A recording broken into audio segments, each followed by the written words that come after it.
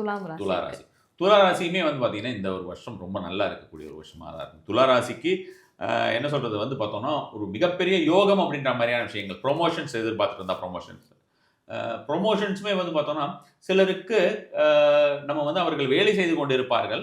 அந்த வேலைக்கு உண்டான ஒரு பலன் கிடைத்துக் கொண்டிருக்கும். திடீர்னு ஒரு உயர்வு, பெரிய ஒரு உயர்வு, மத்தவங்களெல்லாம் பைபாஸ் பண்ணி ம். போற உயர்வு அப்படின்ற மாரி விஷயம்.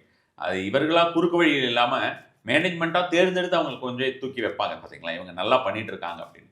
ஸோ அந்த மாதிரியான ஒரு விஷயம் வந்து துலா ராசினருக்கு இந்த ஒரு டைம்ல வந்து கண்டிப்பான முறையில எதிர்பார்க்கலாம். இந்த வருஷம் ஃபுல்லாவே அது மாதிரியான விஷயம். இதே வந்து பார்த்தோம்னா, இப்ப எம்ப்ளாயீஸ் கிடைக்கல. இப்ப நெறைய பேருக்கு வந்து பார்த்தோம்னா, வேலைக்கு ஆட்கள் கிடைக்கவில்லை அப்படின்ற மாரி வருந்துபவர்கள்.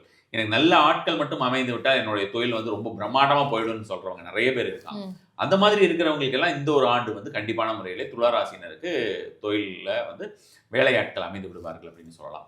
கிடைக்க வேண்டிய அனைத்து விஷயங்களும் நியாயமாகவும், வேகமாகவும் இந்த ஒரு ஆண்டு கண்டிப்பாக துலா ராசியினருக்கு கிடைக்கும். அ அ அவங்களுக்கு வந்து கவலை, கஷ்டம் அப்படின்ற மாரியான விஷயங்கள் பெரிதளவிலே வராமல் இருக்கிறதுக்கு அவங்க என்ன பண்ணலாம் அப்படின்னு பார்த்தீங்கன்னா, நான் வெஜிடேரியன் ரிலேட்டட் ஃபுட்ஸ் எல்லாம் அவங்க வந்து கண்டிப்பாக சனிக்கிழமைகள்ல அவாய்ட் பண்றது ம். ரொம்ப ரொம்ப மேண்டேட்டரி இந்த வருஷம் ஃபுல்லா.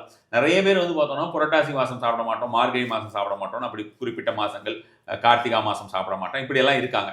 அவங்க வந்து பிரெஃபரபிளி சனிக்கிழமைகள்ல சாப்பிடக்கூடாது அப்படின்றது இந்த ஒரு வருஷம் அவங்க வச்சுக்கிட்டாங்கன்னா, ரொம்பவே நல்லா இருக்கும். துலா ராசியினரை பொறுத்தவரைக்கும் சாட்டர்டே மட்டும் அத அவாய்ட் பண்றது ரொம்ப நல்ல ஒரு பலன் தரக்கூடியதா இருக்கும்.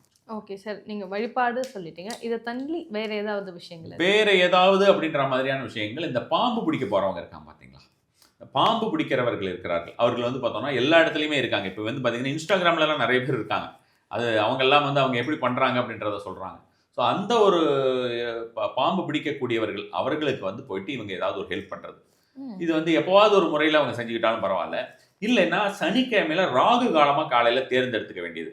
சனிக்கிழமை ராகு காலமா பார்த்து அவர்களை அ ப போயிட்டு ஒரு 4 பேருக்கு கையில ஒரு ரூ. 50, 50 குடுத்துட்டு வந்தா கூட போதும். அது மாதிரியான விஷயமாக செஞ்சுட்டு வந்தாலுமே, நல்ல பலன் தர ஆரம்பிச்சுரும். அவர்களுக்கு வந்து ஹெல்ப் பண்றது அப்படின்ற மாரியான ம். விஷயமாக.